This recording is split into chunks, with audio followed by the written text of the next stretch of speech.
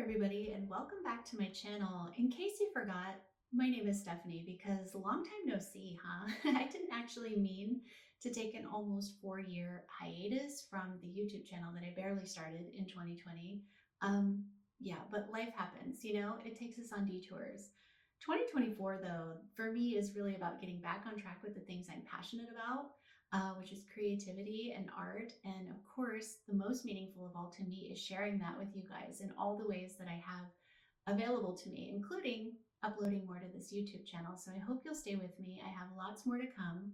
I've created a separate video if you're interested. Anyone that is interested, I've created a separate video just sort of reintroducing myself, sharing with you guys my philosophy on art and just my vision for this YouTube channel.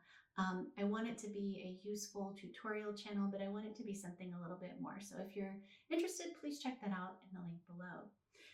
Today, we're going to create this very simple watercolor mountain scene. Everything you need to create this painting is listed in the description below. This will take you approximately an hour. Yeah, about an hour. You're going to need to let your paint dry here and there and come back to it. But watercolor is pretty quick, and so it will dry fast. And you won't have to spend too much time on these. If you followed my art at all in the past, if you're familiar with it, you know that I've worked a lot in acrylics, and I'm going to be sharing more acrylics with you guys here in the future, but in recent months, I've kind of been playing a lot with watercolors, and I've sort of fallen in love. I've become kind of obsessed, actually, so we've got a lot of watercolors to come in the weeks and months ahead. So I hope you enjoy that. I hope you find these tutorials helpful. I hope you find this tutorial helpful and useful and relaxing, or whatever reason you're here. I'm glad you're here. So let's get started. All right, so you can see I've already got my little sketch already drawn out here. Just a super simple sketch will do. I just like to see where the lines are going to go. And first thing I'm going to do is wet my paper. I'm just going to take my big brush here and wet my paper where the sky's going to go. I'm going to start working on the sky.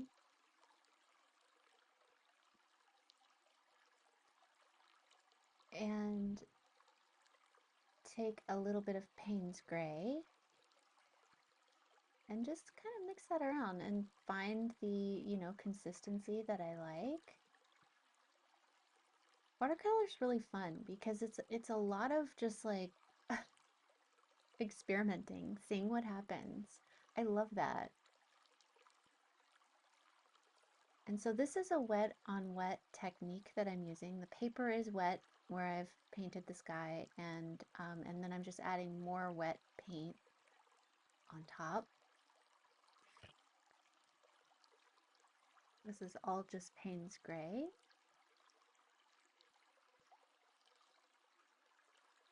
And obviously this is a little sped up 1.5 speed, in case I'm not this spazzy. Well, I'm a little spazzy, but I'm not this spazzy. So now I'm taking a paper towel and spraying it with water. So it's a wet paper towel that I'm going to use to just dab up a little bit of this paint to create these cloud effects that I'm going for here.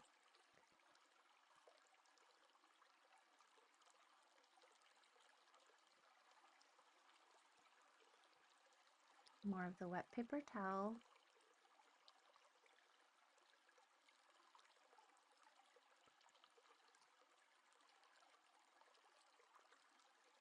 And so I'm also taking my brush and really drying out my brush to kind of pull up some of that water. Just pulling up some of the paint. I maybe got a little too crazy there with it.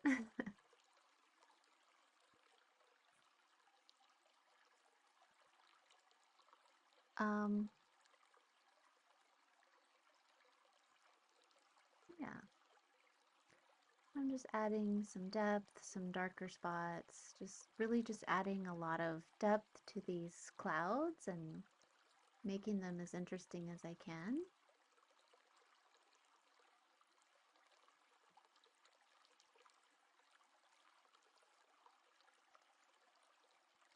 Again, just drying my paintbrush off and pulling some of that paint up where there is too much.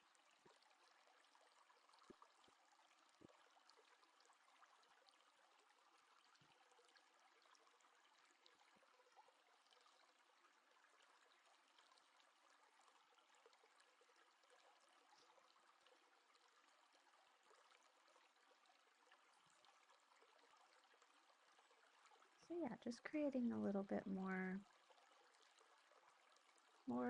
contrast and making it a little more interesting using a dry brush. I've just got a paper towel in my hand, just real quickly, just wiping my brush dry in that paper towel.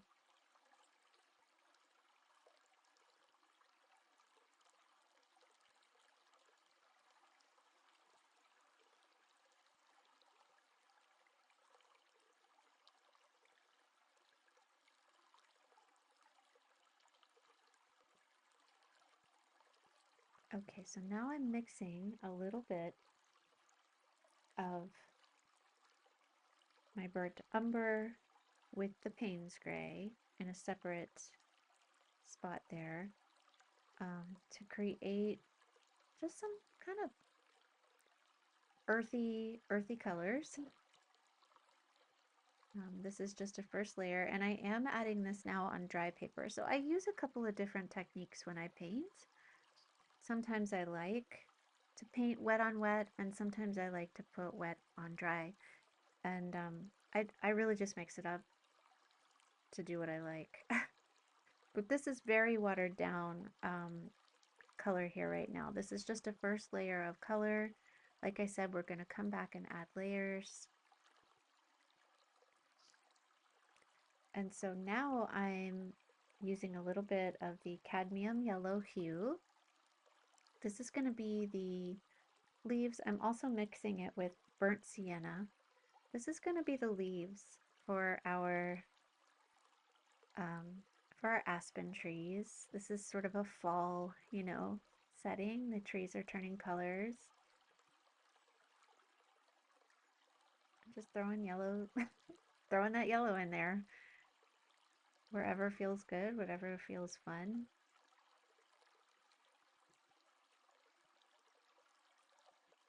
I love this color. It's so pretty.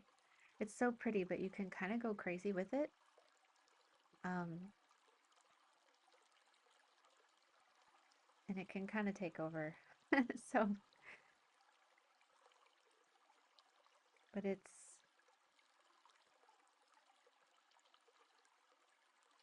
just so pretty.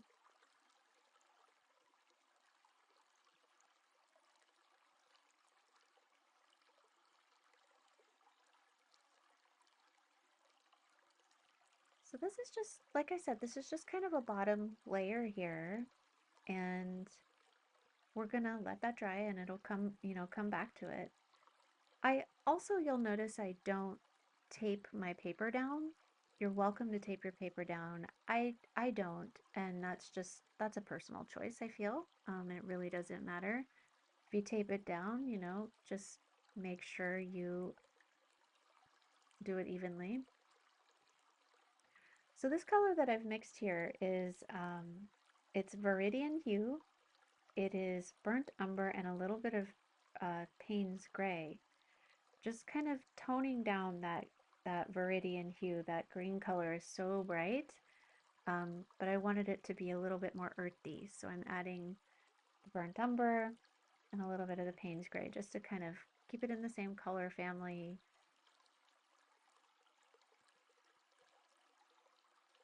And so this is just our first layer of this. We're going to have a little foreground mountain with pine trees.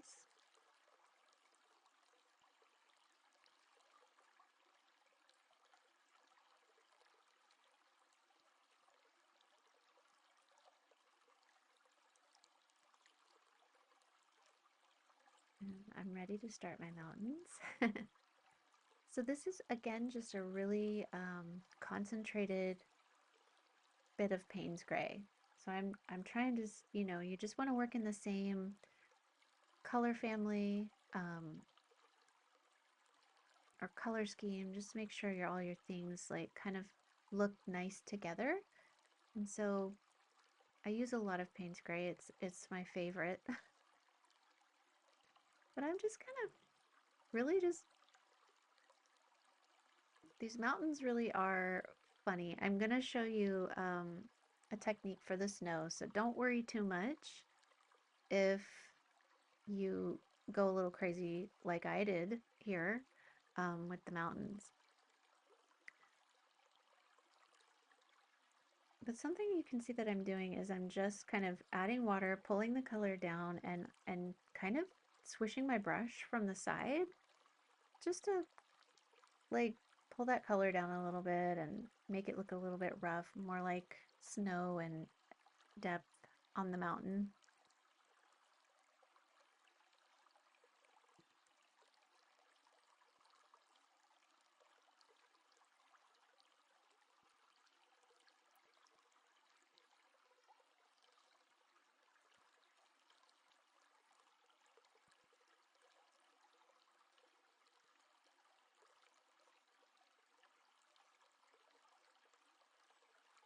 Later, we're going to come back and make the snow really pop, and I'll show you that here in a little bit. You don't have to do it this way. Obviously, there are ways to create that snow effect without what I'm going to show you guys. And this is me realizing I completely missed a whole patch of this little section, so I came back to finish that out.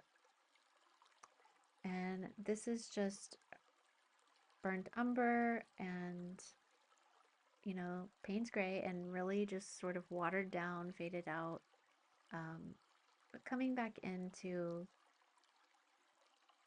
add a little more depth to the trees here.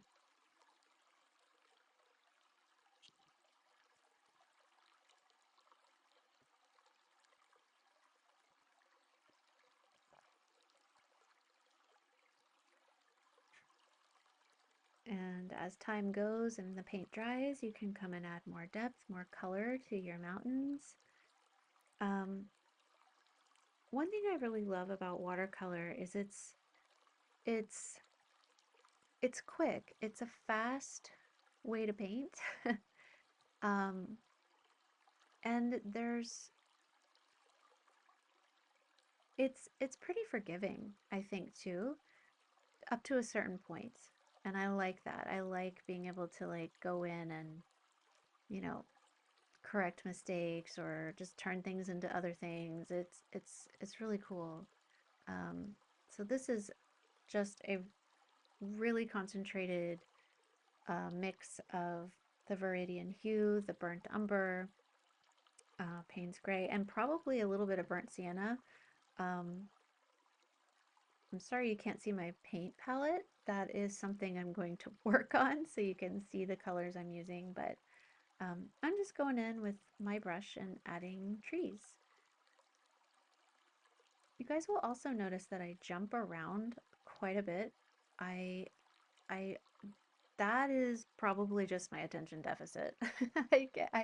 I have to jump around and keep things interesting. So, um, you know, I'll work on a tiny little section and then I'll bounce to something else.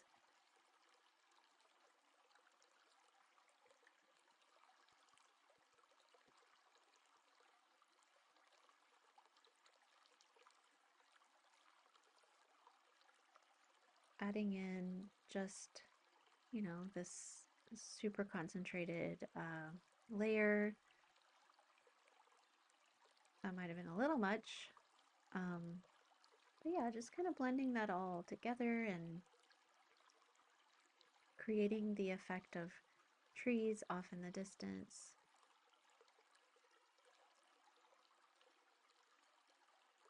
And at this point, it doesn't matter really what brush you use. That's another thing about me that I hope you will enjoy is I'm not super particular about the right tools or the right this or that. Like, you can make art with what you have. These are a very inexpensive brand of watercolor paintbrushes that I'm using. I'll leave the type and the link to buy them in the description below. I'm pretty hard on my brushes, just in general as an artist. It doesn't matter what I'm painting. I just am really bad about immediately cleaning them. So I tend to buy brushes that are not super expensive because that's just me.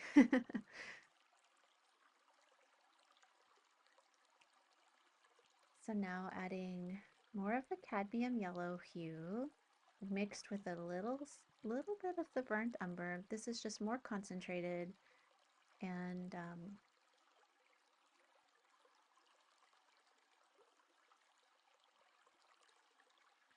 just kind of adding more depth, more detail to it.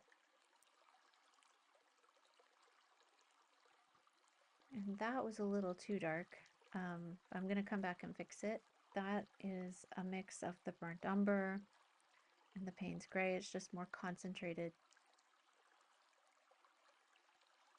So now I'm drawing just some lines, giving the illusion that there's forest, aspen forests in there.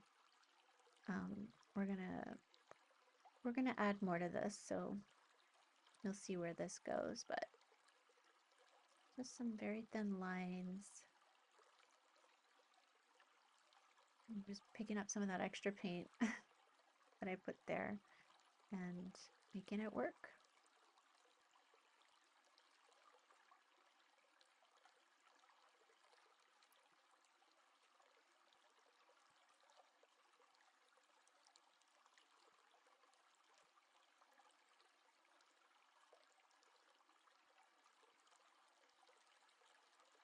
Okay, coming in with the yellow and burnt umber and just adding more layers, here. I love these colors. I'm really inspired by like these sort of muted grays and browns and greens, and then this like really vibrant yellow is just, it's kind of a vibe right now. And like I said, this is sped up to 1.5 speed, so my paint is drying. All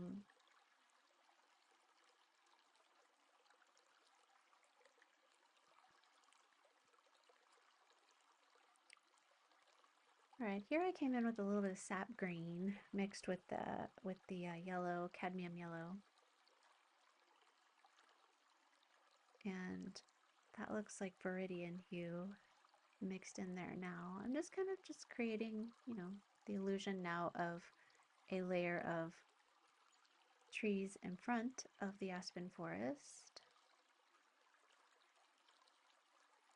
Okay, I came in with I deepened that yellow shade here with the Cadmium Red hue.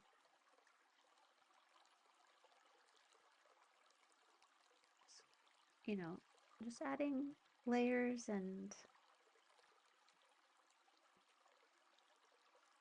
depth and color and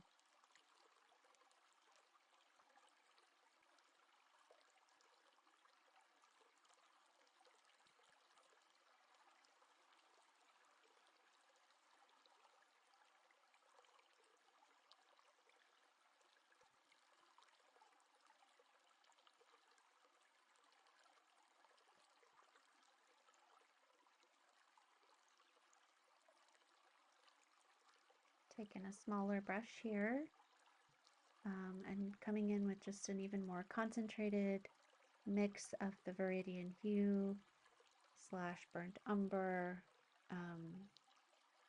and the Payne's gray mix, and adding this, you know, the look of trees in the distance there. So I love the Colorado mountains. It is my absolute favorite place on earth. And a lot of my paintings are inspired by that. My my kids and I take a trip there every year. My family now. It started with just me and my kids. Um, I have since, you know, well, I'm not married technically, but I'm partnered with somebody, and he's just part of our family now. And we have gone there every summer, just, you know, for fun. For fun. It's a fun little, like, get your kids into nature trip. I live in Kansas, so it's a drive away. I kind of get to do the whole old school, put the kids in the back seat, make them look out the window for a day, and take them into nature. It's a lot of fun, and they look forward to it. We have a really good time. But it's so inspiring out there. So pretty. The mountains are just, I don't know what it is, but that's my happy place. I know a lot of people like the ocean, but for me, it's definitely the mountains and the forests and the trees. And the very blue skies. The skies are so blue there. All right, so this is, I'm going to create the aspen trees, and that was my calligraphy ink, the Winsor Newton calligraphy ink white, and I take my tiniest brush, I pour a little bit in the lid, and I'm adding a little bit of that to create the white of the aspen trees. You don't have to do this. It's just kind of a little fun touch. But I like this ink because it's fairly opaque and it does a good job on the watercolors. And so this is also what I'll use to add any more snow that I feel like those mountains need back there.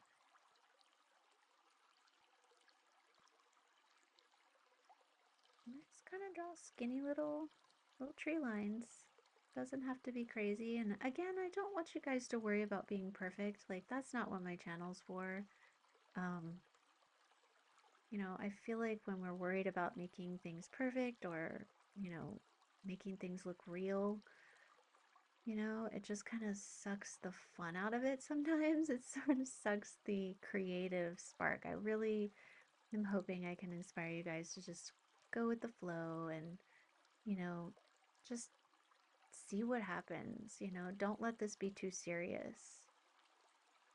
A little snow on the ground back there, a little snowy meadow maybe. There's one up there. But yeah, you don't have to use this stuff. I will show you other techniques in other videos, how to create the snow effect without using this calligraphy ink, but I like it personally. And it's pretty simple, and you have a lot more control over it, so I like that. Just adding some snow here and there. Sometimes I go a little crazy with the snow. But it's so fun. It's so pretty.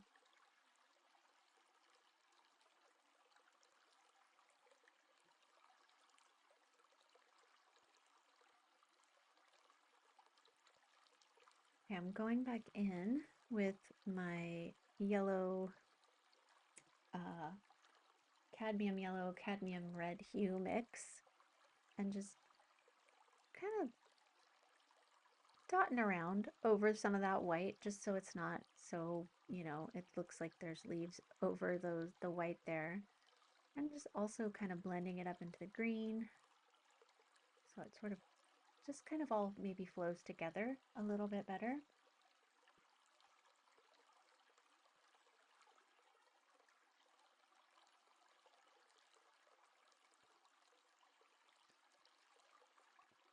More depth.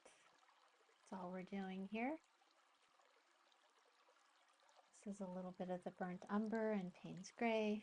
Just kind of pulling that down a little bit, making it, the darker parts of the forest.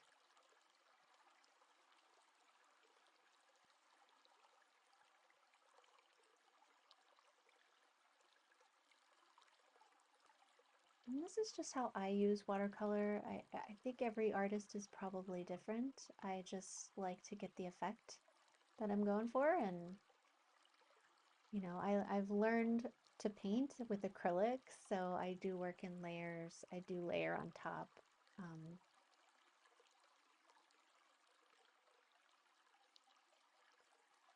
just adding a little more depth and detail to these mountains here, more shadow and contrast.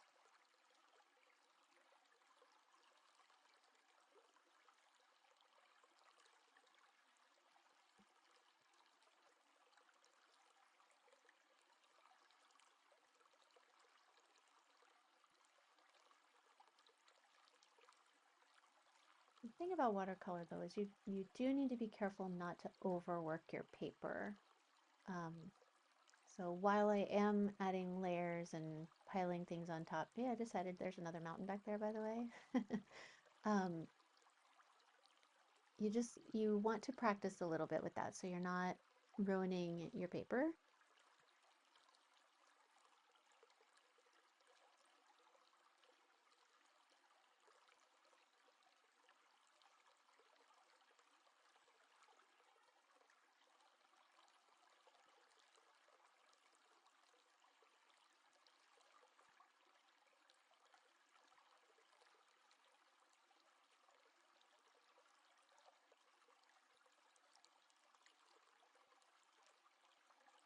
Yeah, sometimes you just kind of figure things out.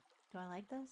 I don't like this. I'm gonna add something else. It's a very in the moment flow and process, and that's what's so amazing about art. Is you can do that, you know. You can make this, you can make it yours. I literally just put another mountain back there. How cool is that?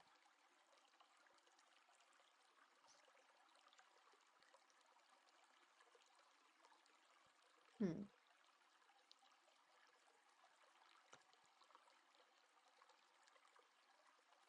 Maybe honestly, taking this a little far, you could probably have stopped here. Um, but sometimes it's hard to stop. Now I'm just going back in and adding even more contrast to the clouds because I realized that my mountains were really highly contrasted, and so I wanted to come and sort of make sort of match that in the clouds. So just taking really concentrated little bits and then just wetting my brush and sort of blending that out a little bit.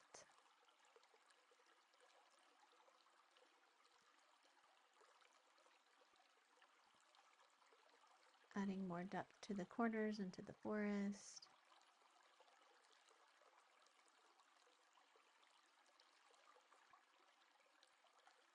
This is just the more concentrated burnt umber and Payne's gray down there.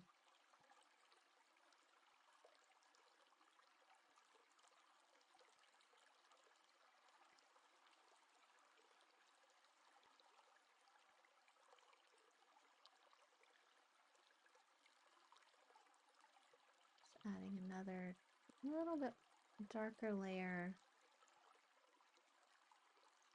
to the pine trees.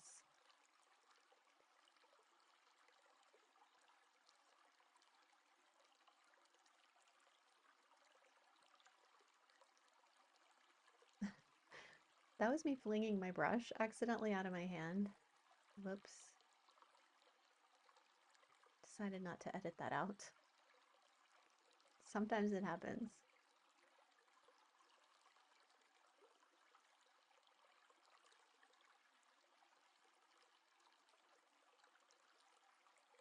All right. Feel like okay, good. I was like, why did I do that? Oh, I went and I fixed it. Okay, so it is a good idea to have a wet paper towel handy just so you can pick things up super fast if you need to. I mean, it may still kind of leave a spot there depending on your colors, but um, you know, it's not the end of the world. Yeah.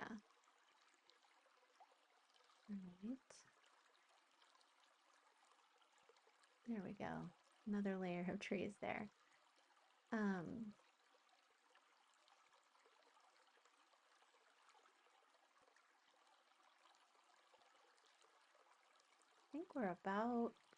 think this is about done here. Just adding a little bit of, just more contrast. One thing I do is I stand up and I look at it from my lens, the lens of my camera, and see like, what does this need? And so it'll help me come in and see that it needs more contrast. But there you have it, folks. Your Aspen Forest mountain scene in watercolor. I hope you've enjoyed this. Thank you for watching.